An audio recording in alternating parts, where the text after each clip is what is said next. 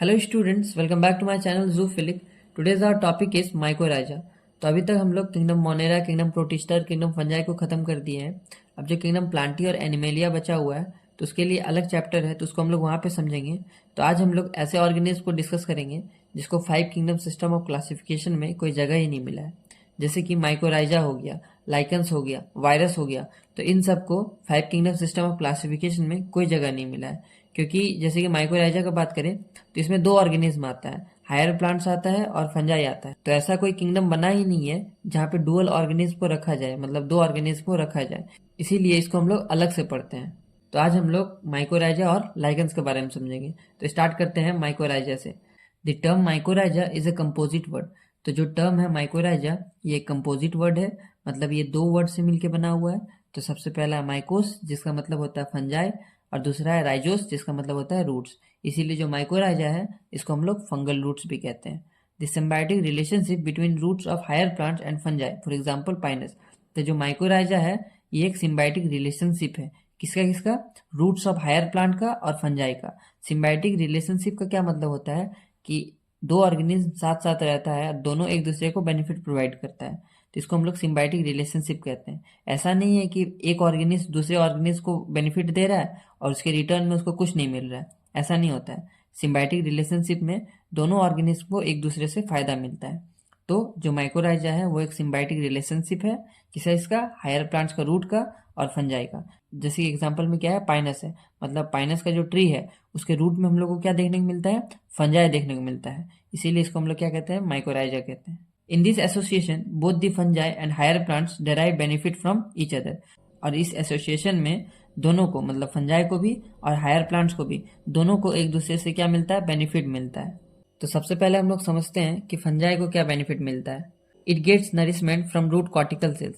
तो इसको नरिशमेंट मिलता है रूट कॉर्टिकल सेल से, मतलब जो फंजाई है उसको हायर प्लांट का रूट से क्या मिलता है? उसको नरिशमेंट मिलता है। कैसे? जैसे कि समझते हैं कि ये क्या है, एक पाइनस का ट्री है और ये उसका क्या है? लीफ है। ठीक, तो ये पाइनस का ट्री है और ये उसका क्या है? ये उसका रूट है। ये रूट है, ये किसका है? पाइनस का रूट है। ठीक है, और इसमें क्या होता है? कॉर्टिकल सेल्स होता है, और यही कॉर्टिकल सेल से जो फंजाई है वो नरिशमेंट को ऑब्टेन करता है। अब ये जो कॉर्टिकल सेल्स होता है वो एपिडर्मिस और एंडोडर्मिस दोनों के बीच में होता है। जैसे कि मान लेते हैं ये रूट है, रूट का एक पोर्शन को ले लेते हैं, जैसे कि ये एक रूट है। ठीक, ये पाइनस का रूट हो गया। अब ये जो सबसे बाहर वाला एरिया है, इसको हम लोग यहाँ पे क्या होता है? यहाँ पे रूट हेयर होता है। ये क्या है? रूट हेयर हम बना रहे हैं। ठीक, और इसके अंदर क्या होता है? एंडोडर्मिस होता है। यहाँ पे एंडोडर्मिस होता है। ये सबसे बाहर वाला पोर्शन क्या है? एपिडर्मिस। एपिडर्मिस। और इसके अंदर वाला क्या है? एंडोडर्मिस। एंडो मतलब होता है अंदर, तो एंडोडर्मिस है, ये एपिडर्मिस है। और एंडोडर्मिस और एपिडर्मिस दोनों के बीच में क्या होता है? कॉर्टिकल सेल्स होता है। इसके अंदर क्या होता है? पूरा ये हम कॉर्टिकल सेल्स बना रहे हैं, तो ये होता है कॉर्टिकल सेल्स।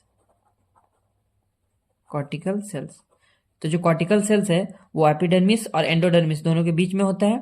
और ये किसका है? ये रूट का स्ट्रक्चर हम बनाए। और अंदर में यहाँ पे इसके, मतलब ये जो एंडोडर्मिस है इसके बीच में क्या होता है? जाइलम फ्लोएम जो भी होता है ये इसके अंदर होता है। और ये क्या है? ये कॉर्टिकल सेल्स है। तो ये जो फंजा है वो यही कॉर्टिकल सेल्स से क्या करेगा? अपना नरिशमेंट को ऑब्टेन करेगा। So it gets nourishment from the root of cortical cells. It gets shelter in the roots of higher plants. और इसको क्या मिलता है? शेल्टर भी मिलता है हायर प्लांट से। अब हम लोग समझते हैं कि जो प्लांट्स है उसको क्या बेनिफिट मिलता है। Mycorrhizas induced increasing in branching of roots followed by increasing surface of absorption of roots. तो जो माइकोराइजा है, मतलब जो फंजाई है, वो क्या करता है? वो जो हायर प्लांट्स है उसका रूट को क्या करता है? उसका सरफेस एरिया को बढ़ा देता है, जिस वजह से रेट ऑफ एब्जॉर्प्शन भी क्या हो जाता है? इंक्रीज हो जाता है। जैसे कि ये क्या है? ये पाइनस का ट्री है और ये उसका रूट है। तो मान लेते हैं ये पाइनस का रूट कुछ इतना बड़ा है। ठीक, तो जैसे ही जो फंजाई है वो एसोसिएशन में आता है तो वो क्या करता है? इसका रूट को मतलब 70 टाइम्स बढ़ा देता है, मतलब बहुत बढ़ा देता है, जिस वजह से इसका सरफेस एरिया बढ़ गया। मतलब ये अब क्या करेगा? ये ज़्यादा ये एब्जॉर्ब करेगा मिनरल्स और वाटर को। और ये कैसे हुआ, इसका जो सरफेस एरिया है वो बढ़ गया उसकी वजह से। और जो फंजाई है वो बहुत अच्छा मतलब गुड एब्जॉर्बर होता है, मतलब वो एब्जॉर्ब करता है, वो बहुत अच्छा एब्जॉर्बर है, इसीलिए इसका जो एब्जॉर्प्शन रेट है वो क्या होगा, इंक्रीज हो गया। Mycorrhizal roots receives better nutrition than the non mycorrhizal once.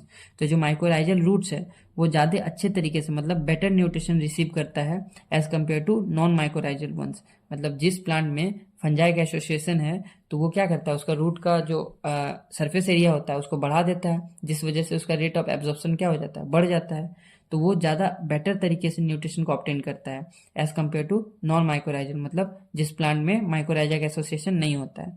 Mycorrhiza increase the availability of water and nutrients for plants, particularly phosphorus, nitrogen, potassium। जो माइकोराइजा है वो इंक्रीज कर दिया है, क्या इंक्रीज कर दिया है, अवेलेबिलिटी ऑफ वाटर, मतलब वाटर का अवेलेबिलिटी को इंक्रीज कर दिया है और न्यूट्रिएंट्स को इंक्रीज कर दिया प्लांट्स में, जैसे कि फास्फोरस हो गया, नाइट्रोजन हो गया, पोटेशियम। तो ये सब अच्छे तरीके से ये क्या कर सकता है, एब्जॉर्ब कर सकता है, just because of fungi. Fungi का एसोसिएशन है इसीलिए वो अच्छे तरीके से क्या कर सकता है, उसको मिनरल्स और वाटर को अच्छे से एब्जॉर्ब कर सकता है, क्योंकि जो रूट्स का सरफेस एरिया है उसको 70 टाइम्स क्या करता है, ये बढ़ा देता है। Mycorrhizal fungi help plants resist soil diseases, paste and viruses. तो जो माइकोराइजल फंजाई है वो हेल्प करता है प्लांट को रेजिस्ट करने में, किस चीज में, सॉइल डिजीजेस, मतलब जो मिट्टी से होने वाला बीमारी है उससे इसको बचाता है, पेस्ट से बचाता है और वायरस का अटैक से बचाता है। कौन बचाता है, माइकोराइजल फंजाई बचाता है, किसको बचाता है, प्लांट्स को बचाता है। तो ये सब कुछ बेनिफिट था जो प्लांट को मिलता है फंजाई से। और जिस ट्री में फंजाई देखने को मिलता है उसमें हम लोग को रूट कैप और रूट हेयर नहीं देखने को मिलता है, वो इसीलिए क्योंकि जो फंजाई है उसका हाइफी जो रूट कैप है उसको पेनिट्रेट नहीं कर सकता है, तो उसमें हम लोग को रूट कैप नहीं देखने को मिलता है और रूट हेयर नहीं देखने को मिलता है, क्योंकि अब उसका रूट हेयर का कोई काम ही नहीं है, क्योंकि जो एब्जॉर्प्शन का काम है वो कौन कर रहा है, फंजाई कर रहा है, इसलिए यहाँ पे रूट हेयर एब्सेंट होता है और रूट कैप भी एब्सेंट होता है। और जिस प्लांट को फंजाई का आदत लग गया वो प्लांट्स ग्रो नहीं कर सकता फंजाई के बिना। माइकोराइजास कुड बी एक्टोमाइकोराइजा एंड एंडोमाइकोराइजा। तो जो माइकोराइजा है वो दो तरह का हो सकता है, एक्टोमाइकोराइजा भी हो सकता है और एंडोमाइकोराइजा भी हो सकता है। एक्टो मतलब क्या होता है, बाहर, और एंडो मतलब अंदर। तो सबसे पहला है एक्टोमाइकोराइजा।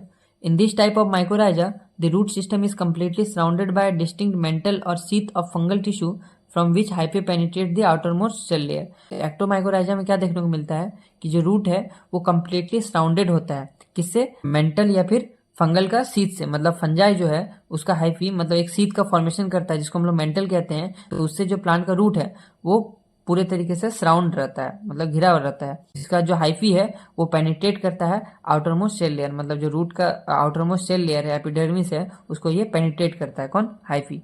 जैसे कि मान लेते हैं कि ये प्लांट का रूट है, ठीक, ये रूट है इसका।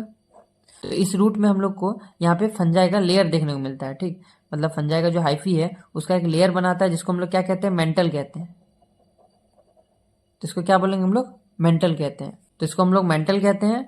और इसके बाद क्या होता है कि ये अपना जो हाइफी है वो पेनिट्रेट करके अंदर घुसाता है, ठीक, और यहाँ से ये क्या करता है, अपना न्यूट्रिशन को ऑब्टेन करता है। और ये जो रूट है वो पूरे तरीके से सराउंड हो जाता है, किससे, मेंटल का लेयर से। तो ये जो रूट है ये सॉइल से क्या हो गया, मतलब अलग हो गया इस मेंटल का लेयर के through. Hyphae penetrates between cortical cells of the root to build Hartig net. और जो हाइफी है वो पेनिट्रेट करके क्या आ जाता है, रूट के अंदर चल जाता है और कॉर्टिकल सेल्स के बीच में वो क्या करता है, हार्टिंग नेट का फॉर्मेशन करता है। जैसे कि ये एक रूट है और ये क्या है, उसका मेंटल का लेयर है। अब इसके बाद जैसे ही यहाँ पे हाइफी इसके अंदर एंटर किया, ठीक, तो ये क्या है, मान लेते हैं कॉर्टिकल सेल्स है और ये जो सेल्स है उसके जो बीच में जो स्पेस प्रेजेंट है, मतलब कॉर्टिकल सेल्स के बीच में ये हाइफी क्या करता है, एक नेटवर्क का फॉर्मेशन करता है। मतलब जो हाइफी है वो माइसीलियम का नेटवर्क और माइसीलियम का फॉर्मेशन करता है, जिसको हम लोग क्या कहते हैं, हार्टिक्स नेट कहते हैं, जिसको हम लोग क्या कहते हैं, हार्टिक नेट कहते हैं, हार्टिक्स नेट कहते हैं। तो ये क्या है, ये नेटवर्क ऑफ माइसीलियम को हम लोग क्या कहते हैं, हार्टिक्स नेट, जो हम लोग को एक्टोमाइकोराइजा में देखने को मिलता है। जो हाइफी है वो कॉर्टिकल सेल्स के बीच में क्या करता है, हार्टिंग नेट का फॉर्मेशन करता है। The mantle of mycelium block the contact of root from soil. तो जो मेंटल है माइसीलियम का वो क्या कर देता है, ब्लॉक कर देता है किसका कॉन्टेक्ट को, रूट और सॉइल का। मतलब जैसे कि ये रूट था और ये क्या था, मतलब ये फंजाई क्या बना रहा था, हाइफी से ये मेंटल का लेयर बना रहा था और यहाँ पे सॉइल है, तो ये क्या कर रहा है, रूट और सॉइल के बीच में आ जा रहा है। तो मतलब ये एक लेयर का फॉर्मेशन कर रहा है और ये क्या कर रहा है, दोनों को अलग कर दे, मतलब जो मेंटल है वो दोनों को क्या कर रहा है, सेपरेट कर रहा है, अलग कर रहा है, सॉइल को और रूट को। Majority of fungi forming ectomycorrhizas are from basidiomycetes. तो जो मेजोरिटी ऑफ फंजाई होता है जो एक्टोमाइकोराइजा का फॉर्मेशन करता है वो किस क्लास से बिलोंग करता है? बेसिडियोमाइसिटीज से। तो जो एक्टोमाइकोराइजा है वो हम लोग को बस 10% ही देखने को मिलता है। मतलब जो फंजा है जो एक्टोमाइकोराइजा का फॉर्मेशन करता है वो बस हम लोग को कुछ ही प्लांट में देखने को मिलता है, मतलब 10% ही देखने को मिलता है, और बाकी सब हम लोग को किस में देखने को मिलता है? एंडोमाइकोराइजा में। Next is endomycorrhiza. In Endomycorrhiza, the fungal hyphae penetrate the root epidermis and enter the cortex, establishing themselves in cortical cell.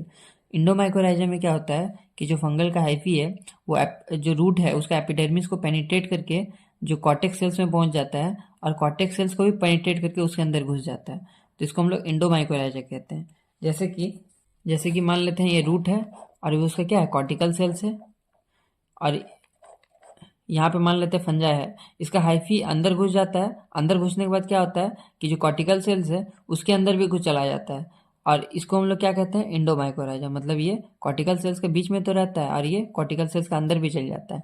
एक्टोमाइकोराइजा हम क्या देखे थे कि वो कॉर्टिकल सेल्स का बीच में था, मतलब कॉर्टिकल सेल्स के अंदर एंटर नहीं कर रहा था, वो मिडिल में था और यहाँ पे हार्टिंग नेट का फॉर्मेशन कर रहा था। मतलब ये इंटरसेलुलर था। और यहाँ पे इंटरसेलुलर है मतलब ये कॉर्टिकल सेल के बीच में तो है और साथ में कॉर्टिकल सेल का अंदर भी जा रहा है, मतलब इंटरसेलुलर भी है और इंट्रासेलुलर भी है। तो ये इंडोमाइकोराइजा है। The fungal hyphae may be septate and aseptate and grow intra और इंटरसेलुलरली। तो जो फंगल हाइफी है वो या तो वो सेप्टेड होगा या फिर एसेप्टेड होगा। और वो कैसे ग्रो होता है? इंट्रासेलुलरली भी और इंटरसेलुलरली भी। मतलब वो कॉर्टिकल सेल्स के बीच में भी होगा और कॉर्टिकल सेल्स के अंदर भी देखने को मिलता है। VAM fungi hyphae penetrate plant root cells forming balloon like structure called vesicles and branch finger like structure called arbuscules. तो जो वेम फंजाई है मतलब वेसिकुलर और वेसिकुलर माइकोराइजा, मतलब ये क्या करता है? मतलब जो फंजाई का हाइफी है वो पेनिट्रेट करता है प्लांट रूट सेल को, उसके बाद ये क्या करता है? बलून लाइक स्ट्रक्चर का फॉर्मेशन करता है जिसको हम लोग वेसिकल्स कहते हैं, और ब्रांच फिंगर लाइक स्ट्रक्चर का फॉर्मेशन करता है जिसको हम लोग अर्वेसिकल्स कहते हैं। जैसे कि ये प्लांट का रूट है और ये क्या है? उसका कॉर्टिकल सेल्स है। तो ये फंजा है, ये फंजा जैसे इसका हाइफी घुसने के बाद क्या होगा? जैसे कि ये मान लेते हैं इस कॉर्टिकल सेल्स के अंदर घुसा, तो यहाँ पे ब्रांच फिंगर लाइक स्ट्रक्चर का फॉर्मेशन करता है जिसको हम लोग क्या कहते हैं? अर्वेसिकल्स कहते हैं। इसको हम लोग अर्वेसिकल्स कहते हैं। और यहाँ पे क्या होता है? यहाँ पे बलून लाइक स्ट्रक्चर का भी फॉर्मेशन करता है जिसको हम लोग क्या कहते हैं? वेसिकल्स कहते हैं। तो जो वेसिकल है वो स्टोरेज ऑर्गन है, मतलब ये स्टोर करता है। और जो अर्वेसिकुलर है वो क्या है? वो एब्जॉर्प्टिव ऑर्गन है। और जो जो फंक्शन करता है हॉस्टेरिया के जैसा। हॉस्टेरिया क्या होता है? ये मॉडिफिकेशन ऑफ हाइफी होता है। मतलब जो हाइफी है वो हॉस्टेरिया का फॉर्मेशन करता है। मतलब जैसे कि मान लेते हैं कोई पैरासिटिक फंजा है, तो पैरासिटिक फंजा क्या करेगा? जैसे कि ये एक लीफ है, ये लीफ है, तो इसके अंदर जैसे कि कोई पैरासाइट फंजा है तो वो ऐसे जो अपना हाइफी है वो क्या करेगा? वो स्टोमाटा के थ्रू अंदर घुसाएगा लीफ के अंदर और वहां पे एक हॉस्टेरिया का फॉर्मेशन करेगा, मतलब कुछ इस तरह का फॉर्मेशन करेगा जिसको हम लोग क्या कहते हैं? हॉस्टेरिया कहते हैं। और ये क्या है? मॉडिफिकेशन ऑफ हाइफी है। और इसी तरह जो अर्वेसिकल्स है वो भी हॉस्टेरिया जैसा ही फंक्शन करता है। मतलब ये भी क्या करता है? एब्जॉर्ब करता है। मतलब इसका मोड ऑफ न्यूट्रिशन क्या होता है? एब्जॉर्प्टिव होता है। जो वेसिकल है वो स्टोरेज ऑर्गन का फंक्शन करता है और अर्वेसिकुलर एब्जॉर्ब करता है। But all endomycorrhiza have no vesicles so it is named as arbuscular mycorrhiza. लेकिन सारा इंडोमाइकोराइजा में वेसिकल नहीं होता है, इसीलिए इसको हम लोग क्या कहते हैं? Arbuscular mycorrhiza. Zygomycetes is the commonly found fungus in endomycorrhiza. तो जो जाइगोमाइसिटीज का मेंबर है वो हम लोग को कॉमनली देखने को मिलता है किसमें? इंडोमाइकोराइजा में। और जो इंडोमाइकोराइजा है वो 90% हम लोग को देखने को मिलता है। ये इंटरसेलुलरली भी होता है और इंट्रासेलुलरली भी होता है। जैसे कि एग्जांपल में ग्लोमस हो गया, ऑर्चिड्स हो गया, तो ये सब में हम लोग को क्या देखने को मिलेगा? इंडोमाइकोराइजा देखने को मिलता है। नेक्स्ट है lichens. The term lichen was use for the first time by Theophrastus. तो जो टर्म है लाइकन्स वो सबसे पहले कौन यूज किया था? थियोफ्रास्टस। थियोफ्रास्टस जिसको हम लोग फादर ऑफ बॉटनी भी कहते हैं। तो ये सबसे पहले ये जो टर्म है लाइकन वो सबसे पहले थियोफ्रास्टस ने यूज किया था। Lichens are composite organism. तो जो लाइकन्स है वो कंपोजिट ऑर्गेनिज्म है। कंपोजिट मतलब दो ऑर्गेनिज्म का कॉम्बिनेशन से बनता है, consisting of symbiotic association of alga and fungi. और ये क्या है? सिम्बायोटिक एसोसिएशन है अलगी का और फंजाई का। अलगी जिसको हम लोग फाइकोबायंट भी कहते हैं और फंजाई जिसको हम लोग माइकोबायंट भी कहते हैं। तो अलगी और फंजाई का सिम्बायोटिक एसोसिएशन को क्या बोलते हैं हम लोग? लाइकन्स कहते हैं।